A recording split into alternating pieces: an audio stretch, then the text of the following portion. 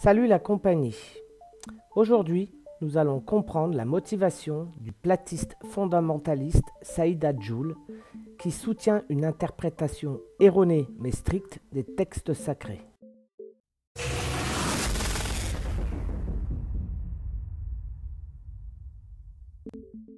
Il y a 2 mois, il poste une vidéo sur pourquoi on nous ment, car Saïd le Grand a 7 grandes preuves qui font de lui un chercheur de véritude.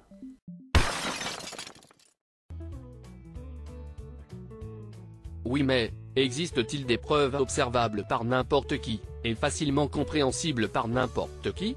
Oui. Bien sûr que oui. La première preuve, en ce qui me concerne en tant que musulman, ce sont les écritures divines. Dans le Saint-Coran, la terre n'est en aucun cas une sphère, ni qu'elle soit en rotation. Plusieurs versets du Saint-Coran affirment que la terre est plate. Je ne vais pas reprendre ces versets ici. Faux. Pour commencer, il suffit de demander à la communauté musulmane de nous parler du Coran. Et c'est Allah qui vous a fait de la terre un tapis. Sourate 71, verset 19, indique que la terre est disposée à être utilisée. Il l'a étendue, posée et fixée à l'aide de montagnes bien ancrées. Sourate 8, verset 247. Ou encore, n'avons-nous pas fait de la terre une couche?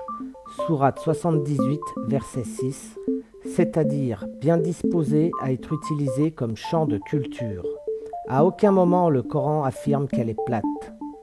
Et pour finir, le soleil ne peut rattraper la lune, ni la devancer le jour, et chacun vogue dans une orbite. Sourate 36, verset 40. Il a créé les cieux et la terre en toute vérité. Il enroule la nuit sur le jour et enroule le jour sur la nuit. Sourate 39, verset 5. L'information apportée ici mentionne le fait que la nuit et le jour s'enveloppent mutuellement. Ceci nous montre que dans le Coran, la rondeur de la terre a été mentionnée. Mais malgré ces versets irréfutables, il y a des musulmans et chrétiens qui restent accrochés à la terre globe, comme fascinés par ce modèle du diable. Et bim, l'argument bidon qui tombe. Pour asseoir sa vision, tout ce qui n'est pas de son point de vue est forcément diabolique. Pour ce qui est des preuves concrètes, on peut citer sans aucun doute possible que la courbure de la Terre n'existe pas. Ça, tout le monde peut le vérifier.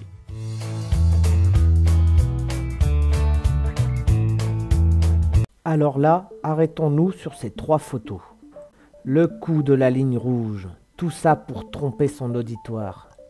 Mais que voyons-nous au niveau du cercle? Une courbure. Je l'ai retracé vite fait à main levée. Idem sur la seconde photo. Que voyons-nous? Toujours une courbure. Quant à la troisième, c'est un vulgaire CGI, pris sur une chaîne. Là, mon pote, les 2 mains dans le pot de confiture. Les satellites n'existent pas non plus. Il suffit de s'informer sur les câbles de communication qui passent de continent en continent pour le comprendre. Alors là, je ne vais pas revenir sur les satellites. J'ai déjà fait un long sujet là-dessus, ainsi que bien d'autres globistes. A priori, Saïd ne doit pas être au courant. Ou le fait exprès. Ce qui le rend ridicule, c'est de ressortir un sujet débunké de partout. Le soleil n'est pas aussi loin qu'on veut nous le faire croire. Ses rayons passant à travers les nuages le prouvent. Et c'est tout? Les rayons qui passent à travers le prouvent? Putain, même un enfant de 6 ans trouverait des arguments à ta bêtise. Si le grand sérénissime Saïd le dit, il faut le croire. Par hasard, tu fais référence à l'angle d'incidence des rayons. Pour calculer cela, on tient compte de la latitude du lieu, pour connaître la hauteur de l'équation sur l'horizon. Cet angle n'est rien d'autre que le complémentaire de la latitude. Mais non, Saïd voit des rayons qui partent différemment des nuages. La réfraction, a priori, tu connais pas. I1 sur sinus I1 égale I2 sur sinus I2. La Lune aussi est très proche. Sinon comment peut-on voir à l'œil nu les cratères sur sa surface, si cette dernière était éloignée de 300 000 km? Bon, pour Saïd, cela est une preuve.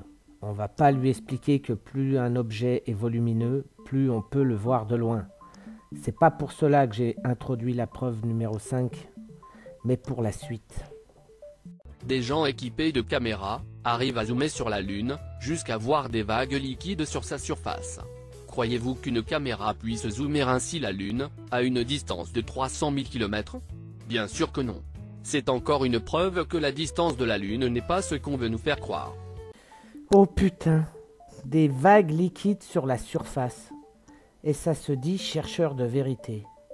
Est-ce la peine de préciser que c'est la perturbation atmosphérique qui crée cette illusion sur l'appareil? Appareil qui doit être un P900, l'arme des platistes.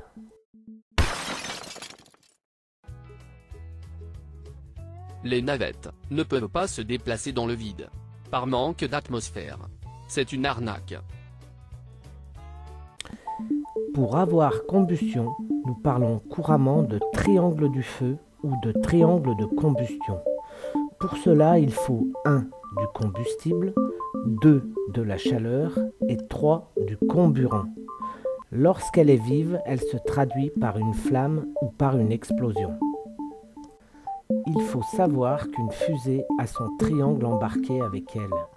Les réservoirs ont le carburant et un comburant. Pendant le vol, la fusée va brûler de l'hydrogène liquide et de l'oxygène injecté dans la chambre de combustion, puis rejeté par la tuyère, créant la poussée. Ariane 5, par exemple, utilise le mélange hydrogène H2 et oxygène O2 dans son carburant. Pauvre Saïd, tu fais pitié.